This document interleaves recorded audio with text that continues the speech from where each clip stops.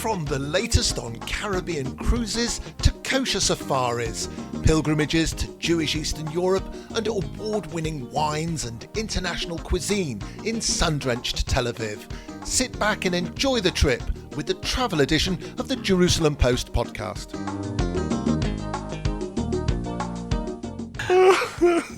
Hello, listeners.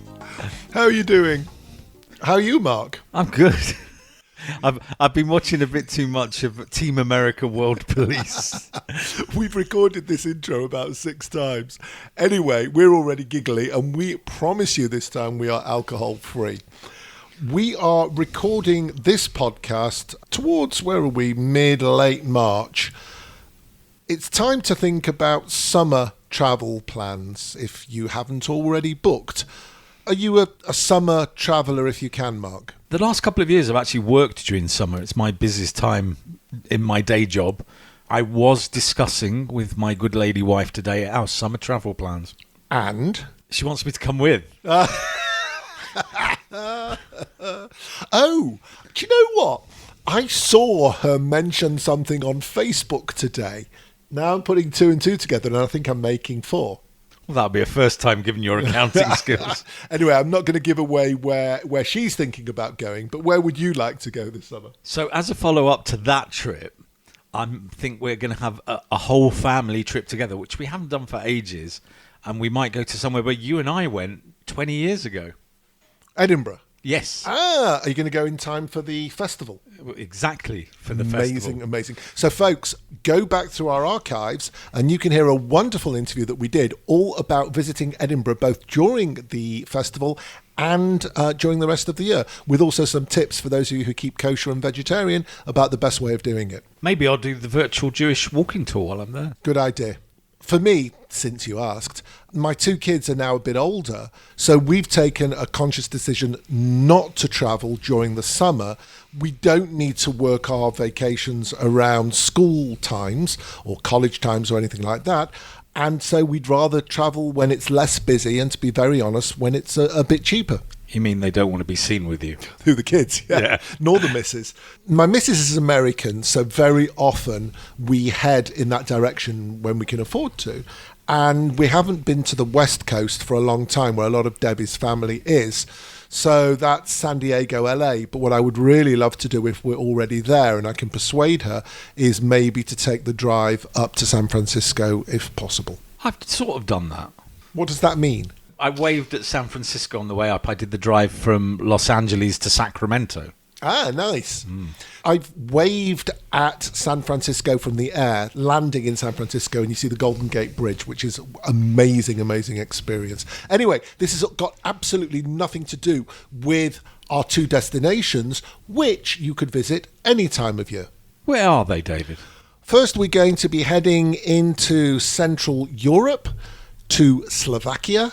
And then we're off for the first time, I think, on this podcast after 2 years, so we apologise for that, to Latin America and Colombia. Does Central America count as Latin America? Because we've been to Cuba and Curacao. I should have said South America then, you're right. God, he's so anal. If you think Mark is anal, please email us, markdavidpod@gmail.com. I think we should do a quiz question, Mark. Do you want to go first? Oh, all right.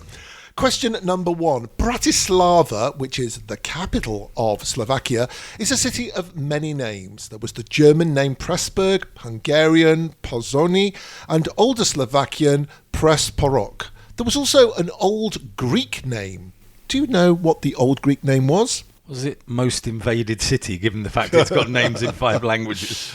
And question number 2, Mark. Question number 2.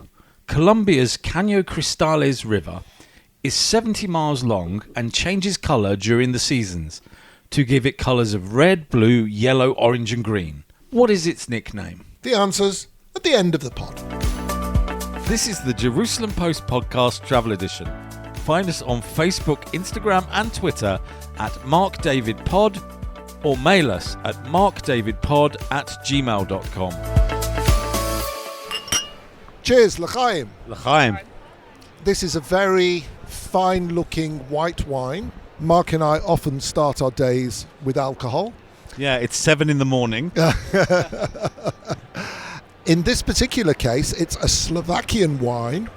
What do you reckon? You've got to taste it. So if I put my microphone here, David, I can't drink the wine. Okay, so move the microphone away. I'll do the running commentary. Thank you. And Mark is now taking a gentle sip and is going to give his verdict in 3, 2, 1. It's not half bad. Does that mean it's half good? It's very nice. Let's try. It's crisp, it's dry. It's very, very good. Mm. Okay, maybe we should get an explanation of Slovakian wine. We are with a very special guest and also provider of this very fine glass of wine. Welcome to Israel. Can you tell our listeners who you are and introduce yourself? Thank you very much. It's a nice occasion starting with wine. It's late afternoon, isn't it? Not morning. To be correct. Mark is a compulsive liar. My name is Václav Mika.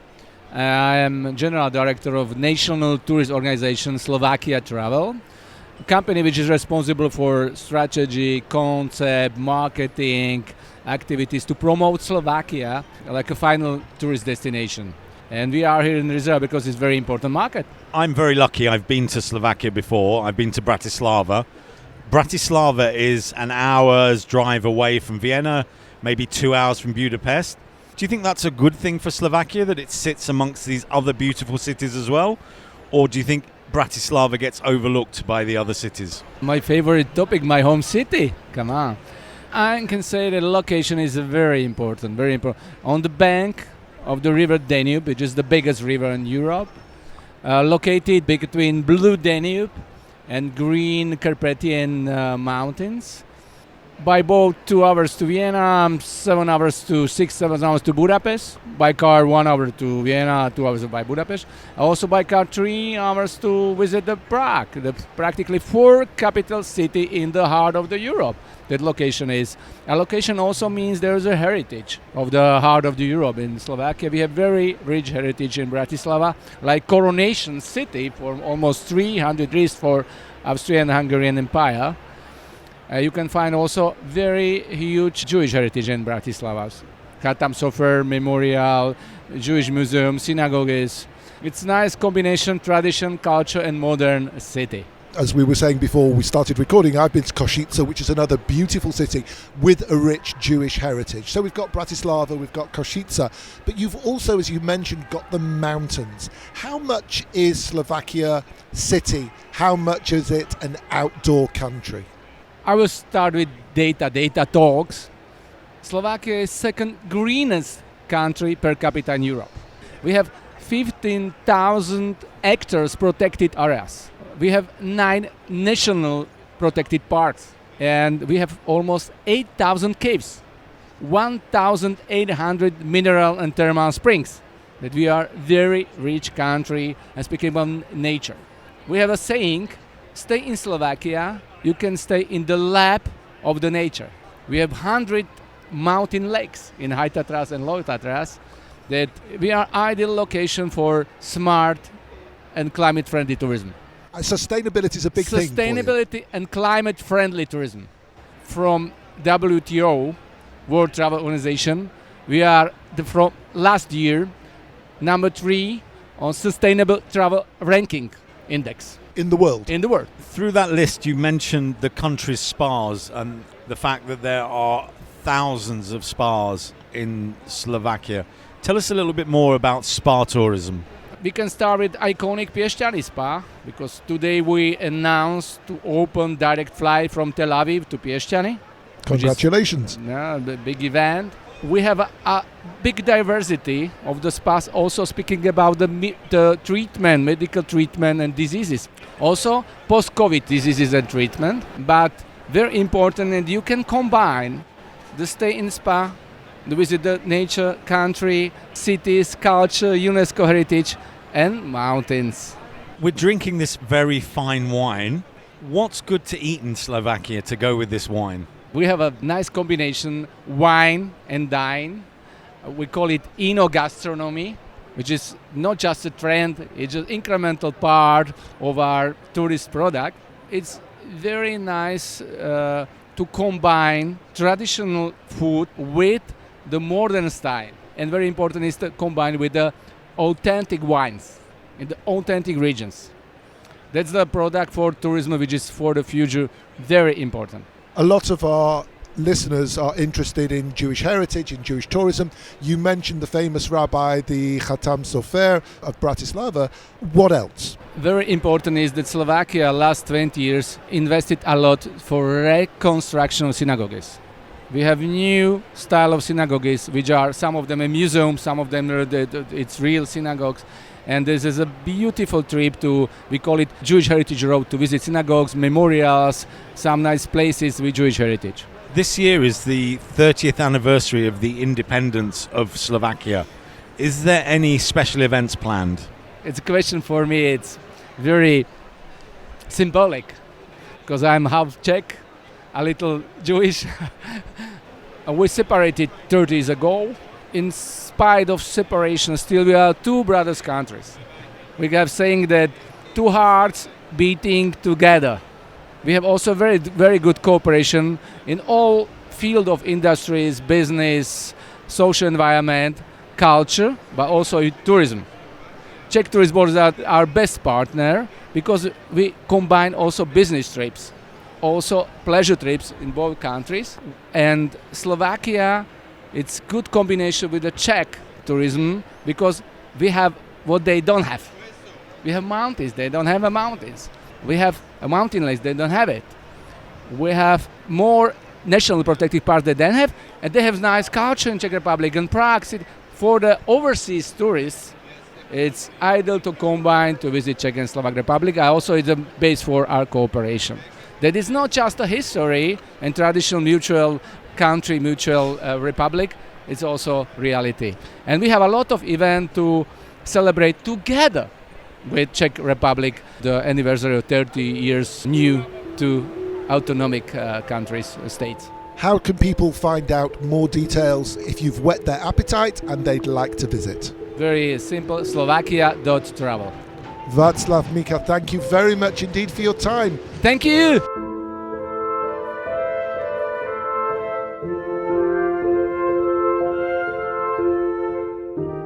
Slovakia Fact File. Slovakia has two international airports, one in Bratislava, the other in Košice. Bratislava receives flights from Ryanair, Wizz and Smartwings, as well as a number of charter airlines. Košice has direct flights from Vienna, Prague, Dublin, Liverpool and London. Bratislava is around 40 miles from Vienna's international airport, which opens up access to the United States, Canada, Israel, France, Dubai, Istanbul and most major international airports. You can reach Bratislava from Vienna in under 2 hours by road, rail or even by boat along the Danube. In Bratislava, travel from the airport to the city centre takes around 15 to 20 minutes by car. The 61 bus to the main Bratislava train station costs €1.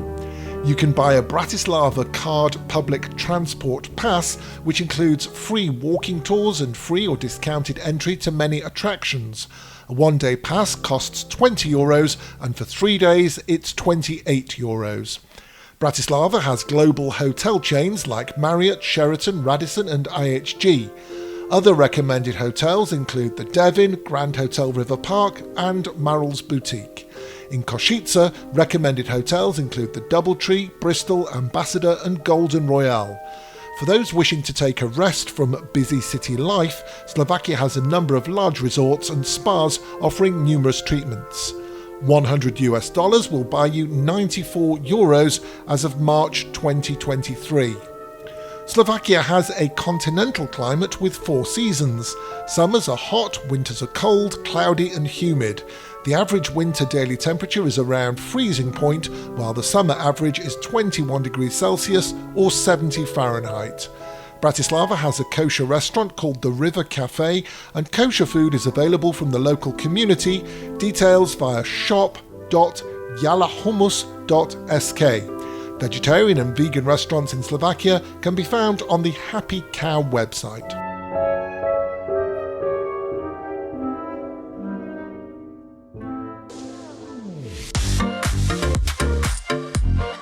And now the latest news with the Jerusalem Post podcast travel edition. The Gulf state of Oman recently agreed to open its airspace to Israeli flights, even though the country recently criminalised diplomatic ties with Israel.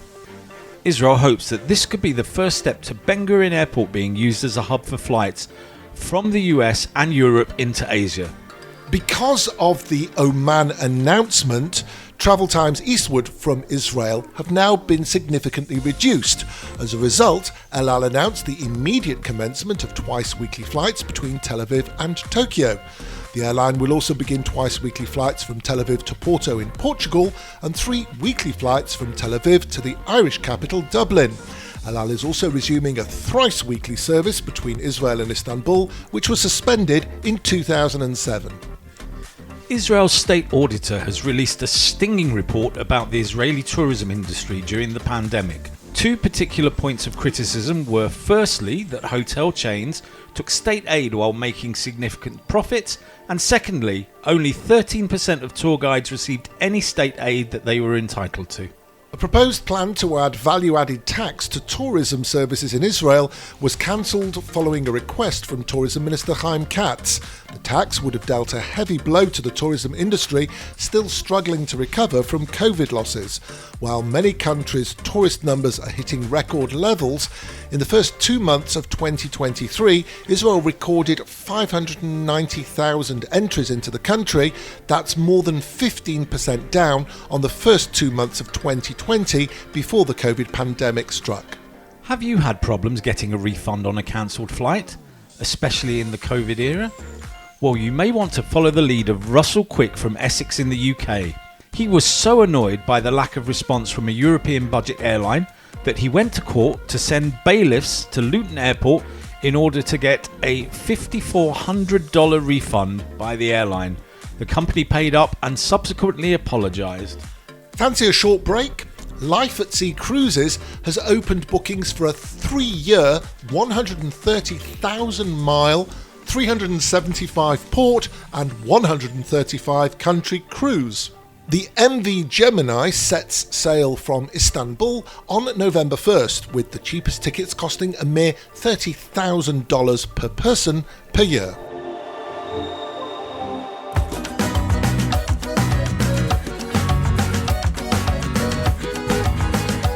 I can't believe, David, after 2 years we've never been to South America on the podcast.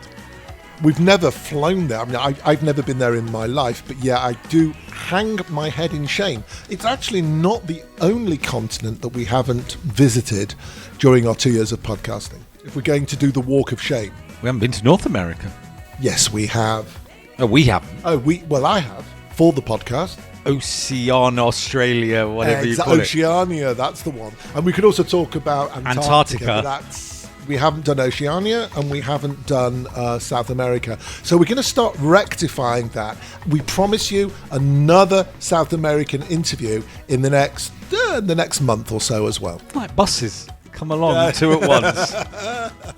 So why did we decide on Colombia? They were the only people that said yes.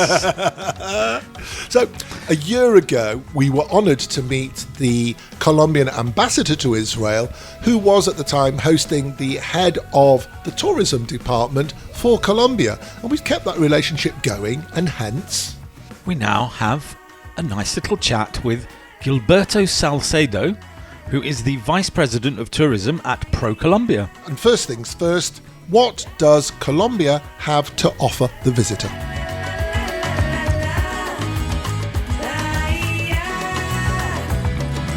We have almost all the climates. We have snow peak mountains, but also we have beaches and different cities that you can identify, not only because of the climate, but also a lot of things related to our culture. There is a lot of indigenous, but also Afro-Colombians, people from all around the world that you can find in different cities, especially the main cities. What I can tell you is that we have 6 huge regions. The first one is the Great Colombian Caribbean.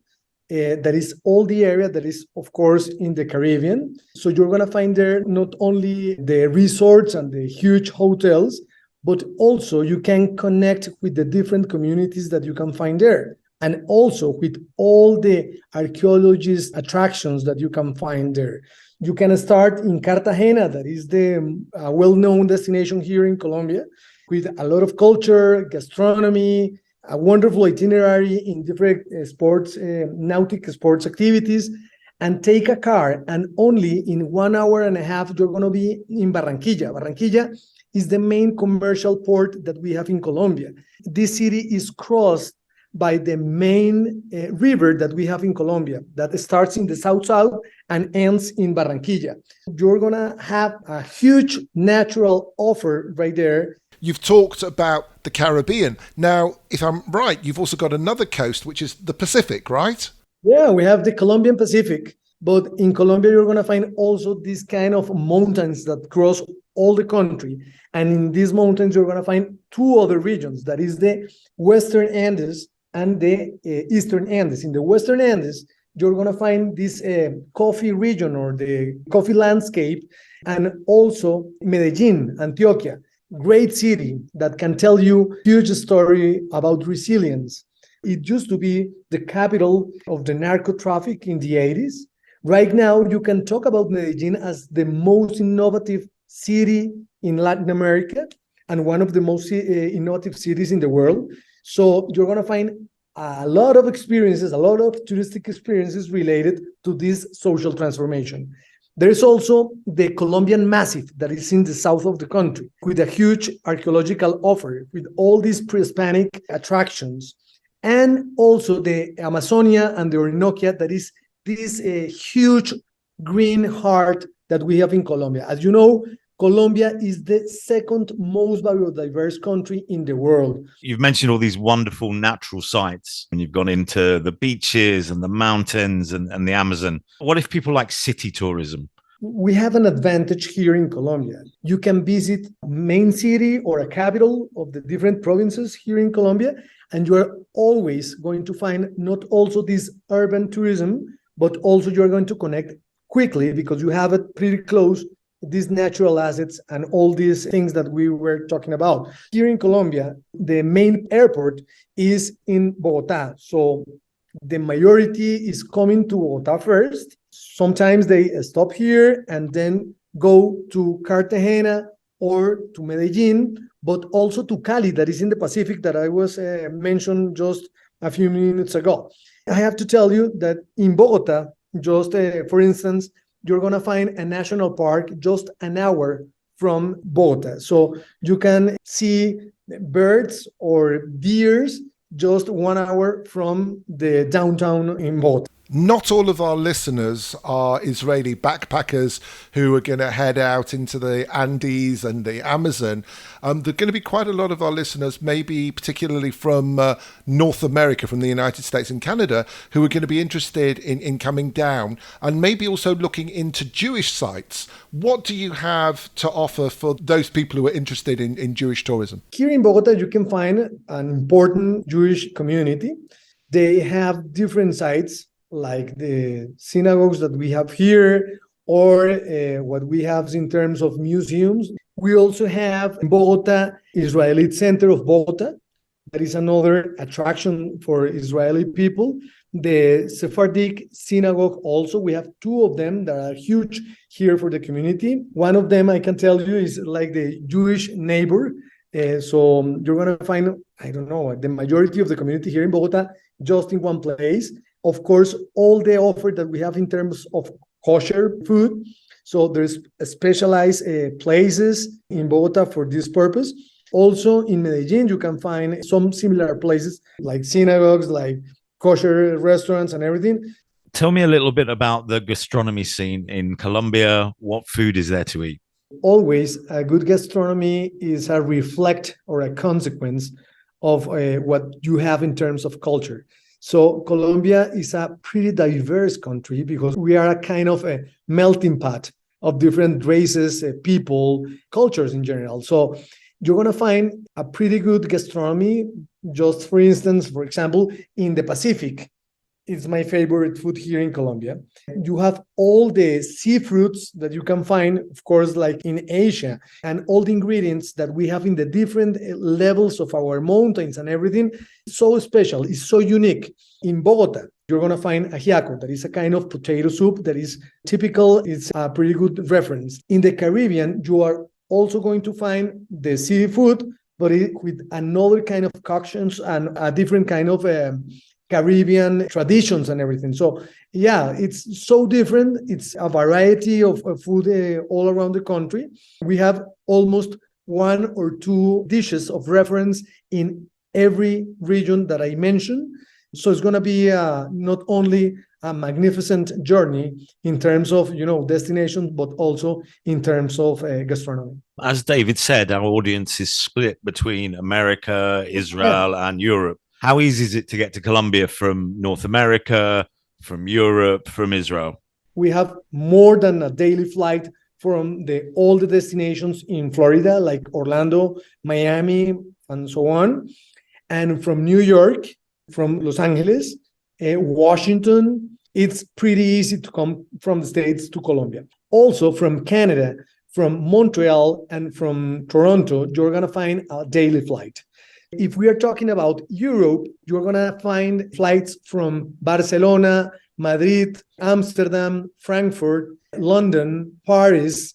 And I have to mention, of course, for the Israeli people, that we have a daily flight from Istanbul. That is easy because I know that you have an excellent connectivity from Tel Aviv to Istanbul. So it's easy. And the Istanbul airport is a kind of a pretty good hub. So you're going to find quickly the Colombian flight and you can get to Colombia.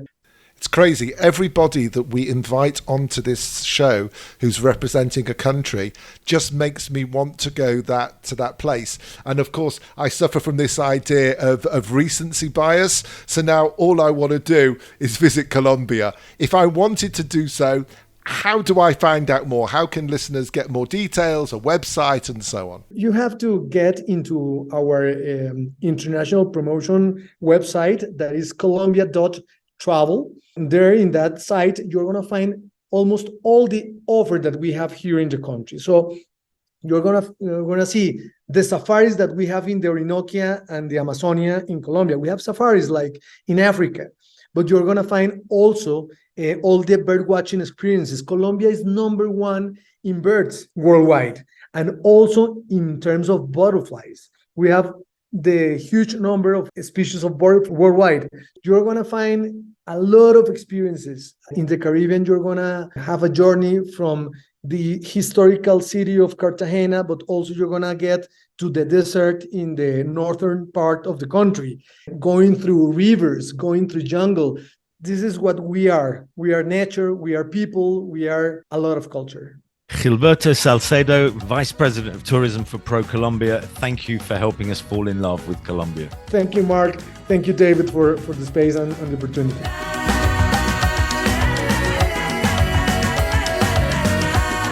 Colombia Fact File.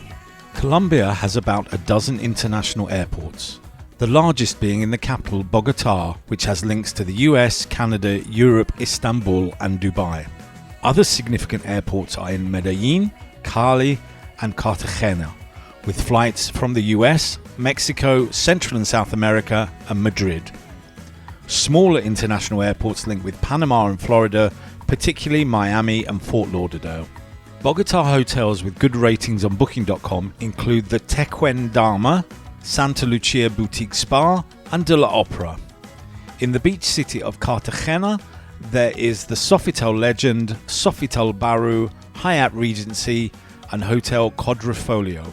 In Cali, 5-star hotels include the Alco Casa Nispero, Radisson Ferranda, Intercontinental, and Marriott.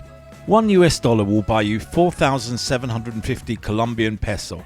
Colombia's climate is tropical along the coast and eastern lowlands, and cooler in the highlands and Andes.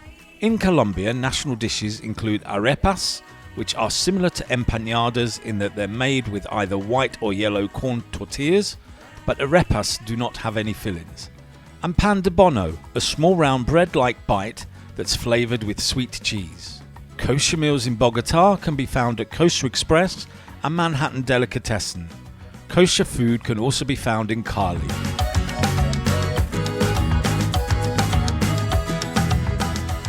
South America. Tick. Finally. Okay, so now we absolutely have to find somebody who would like to talk to us from Oceania. If you, listening to this, happen to be that person who would like to represent your country, could be an island, well, basically all of Oceania's islands, isn't it? Do get in touch with us, markdavidpod@gmail.com, @markdavidpod. I've just got off the phone to a penguin in Antarctica.